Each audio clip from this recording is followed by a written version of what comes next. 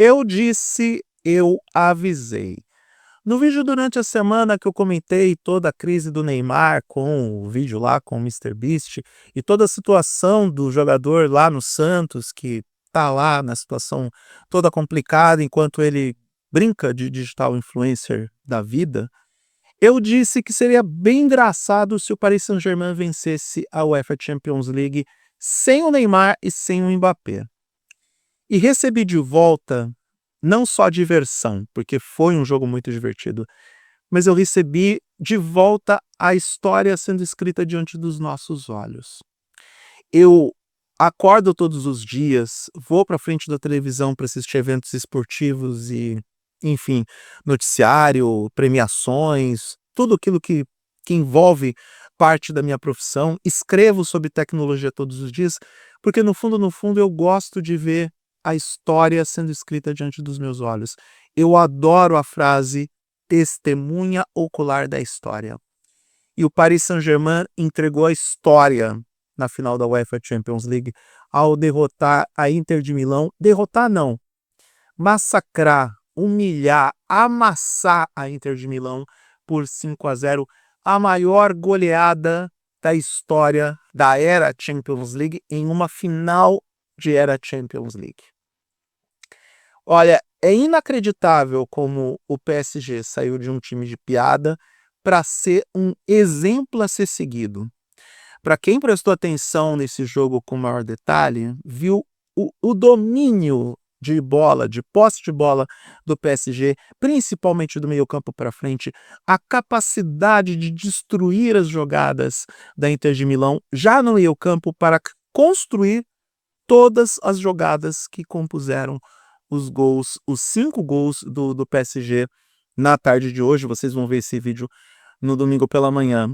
Então, é inacreditável, é impressionante, é bonito de se ver um time jovem, pautado no coletivo, com um treinador que é sério e competente, que ninguém vai aqui dizer que o Luiz Henrique não é um grande treinador.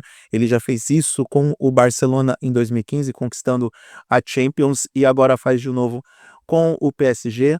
E com um time que tem várias camadas de histórias para a gente contar e para justificar, inclusive, esse título. Um Paris Saint-Germain que teve que enfrentar a repescagem de uma nova Champions. A gente pode dizer que esse novo regulamento, que eu particularmente achei um tanto estranho no começo, mas que depois rapidamente me rendi a essa nova forma de fazer um campeonato, onde você tem uma fase de grupos em formato liga e depois você tem o formato Copa nos playoffs. Acho super válido, muito interessante, acho que atende a todos os grupos, atendeu ao principal objetivo da UEFA, que é entregar jogos melhores na primeira fase, e a gente teve jogos bem mais interessantes, combinações de jogos muito mais interessantes na primeira fase, porque antes, para muitos times, a primeira fase era só um ajuste de controles, era só para ver se tudo funcionava, se os controles estavam funcionando, principalmente para os grandes times, para as grandes potências do futebol, que acabavam sendo cabeças de chave de grupos que eram relativamente fáceis de serem superados. Dessa vez teve muito time grande que teve que suar a camisa para poder se classificar para a fase de playoffs, para a fase de mata-mata. Foi o caso do Paris Saint-Germain, que teve que enfrentar os playoffs. Uma equipe que teve que superar um Liverpool, que era um dos melhores times da Champions League, teve uma das melhores campanhas, teve que superar na semifinal um Arsenal, que também aparecia como uma outra potência, e é curioso como o Paris Saint-Germain, que em teoria vinha de uma Ligue 1 que é mais fraca, superou times da Premier League, que em teoria também é uma liga mais forte, para no final destruir uma Inter de Milão que para muita gente foi longe demais. Por quê? Porque porque teve a audácia de eliminar na semifinal um Barcelona, que também é um time relativamente jovem, um time mais talentoso, um time que muitas acreditavam que tinha potencial para enfrentar o Paris Saint-Germain na final, mas que de forma surpreendente a Inter de Milão acabou superando para jogar uma final que não que o Inter de Milão seja um time terrível, horroroso, mas talvez realmente não merecesse. Eu particularmente preferia ver o Barcelona enfrentando esse time de Paris, porque seria uma final, não digo mais equilibrada, mas seria uma final bem mais interessante. Bom, seria equilibrada sim, seria equilibrada. Eu não acredito que esse Barcelona, que o mesmo Barcelona que vinha amassando o Real Madrid ao longo da temporada, venceu praticamente todos os clássicos que ocorreram esse ano, eu não sei se esse Barcelona tomaria de 5-0 para Inter de Milão. Eu acredito que não. Acredito que entregaria um resultado melhor. Por outro lado, a gente não pode tirar o mérito desse PSG. Que time fantástico, que time de troca de bola, que time que soube valorizar a posse de bola, um time rápido, um time com infiltrações rápidas. E isso porque a Inter de Milão deu sorte, porque não foi uma humilhação maior. Poderia ter sido mais. O festival de gols perdidos pelo PSG foi uma grandeza. Então, dessa vez a gente não tem dúvida de que venceu o melhor. Venceu o melhor num jogo de 90 minutos e venceu aquele que quis mais num campeonato que, num regulamento novo, numa mecânica nova de funcionamento e com adversários que eram robustos, que o PSG enfrentou, principalmente na fase final, a gente não tem dúvidas de que, de fato, venceu o melhor time. De fato, venceu o time que quis mais. De fato, venceu o time que tinha um background melhor para ser campeão. Sem falar no Luiz Henrique, que mais uma vez conquista a Champions League como treinador, que finalmente o Paris Saint-Germain entendeu que tinha que entregar o vestiário, tinha que entregar o controle do vestiário para quem realmente tem que ser o comandante, o cara que dá a liga para um grupo de jogadores jovens, diferentes, criativos. E o Luiz Henrique era o cara para fazer isso. O Luiz Henrique é mais do que competente e, olhando para o aspecto pessoal da, dele como pessoa, da carreira dele, ele merecia esse título. Demais. Depois de tudo que aconteceu na vida dele, depois da tragédia pessoal com a filha, ele merecia esse título. Luiz Henrique encerra dessa forma um ciclo na vida dele. Um ciclo que foi conturbado também por sua saída da seleção espanhola da forma como aconteceu, uma forma um tanto quanto estranha depois de uma eliminação em Copa do Mundo, algo que não fazia muito sentido para muita gente. Então, a história desse Paris Saint-Germain que se tornou campeão da UEFA Champions League é uma história muito rica, é uma lição para o mundo, é uma lição para todos nós, porque não basta você ter o dinheiro, não basta você ter o potencial financeiro e a robustez financeira de contratar qualquer jogador.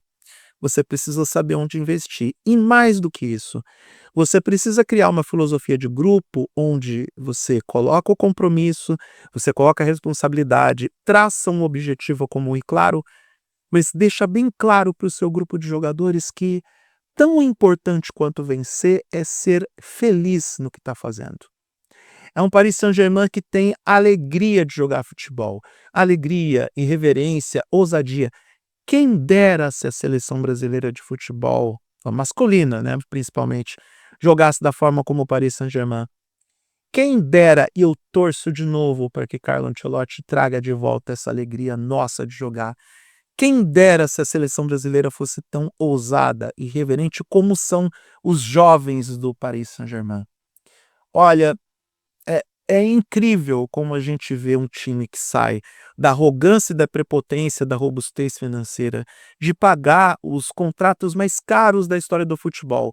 Sai de um time prepotente e eu vou gravar um vídeo sobre isso que vai sair na terça-feira, muito provavelmente, falando sobre os dois grandes perdedores do título de hoje do Paris Saint-Germain. E esses perdedores são, obviamente, Neymar e Mbappé. Eu avisei, ia ser bem engraçado se o Paris Saint-Germain vencesse a Champions sem esses dois, enfim, sem esses dois digital influencers e celebrities do futebol. É isso que eles são nesse momento. Muito mais o Neymar, né? O Mbappé ainda está no Real Madrid. Então, deixar de lado essa aura de arrogância e prepotência para colocar as sandálias da humildade, apostar no novo e vencer da forma como venceu, Olha, que projeto esse do Paris Saint-Germain, que virada de chave. Uma impressionante virada de chave que não tem obra do mero acaso aqui. Também não tem coincidências. As mudanças aconteceram e apareceram e o resultado está aí. Eu fico feliz em ver o Paris Saint-Germain como campeão da Champions, com todo o respeito aos torcedores da Inter de Milão. Eu fico feliz por tudo que isso representa, pela forma como foi conquistado e pelas lições que esse time dá para o mundo. A gente tem que aprender com o novo, porque o novo sempre vem. Quando a gente começa a pensar que, no meu tempo que era bom, o passado é o que funciona, não acreditar no novo, não olhar objetivamente para o novo, aí a gente está envelhecendo da pior forma, a gente está ficando rançoso, a gente está ficando antiquado e a gente está ficando obliterado para aquilo que realmente importa. Que bom que o Paris Saint-Germain decidiu abraçar o novo, o irreverente, o diferente, para finalmente conquistar a UEFA Champions League, utilizando a grana com inteligência e sabendo olhar para aquilo que realmente importa. Esse é o primeiro vídeo de 2 partes. A segunda parte vai ser para dar aquela explanada sobre os 2 grandes perdedores dessa Champions, o senhor Neymar e o senhor Mbappé, e como esse Paris Saint-Germain mostrou para o mundo que o que importa é o jogo coletivo e não ter um superastro no time que vai tentar controlar o vestiário e colocar tudo a perder.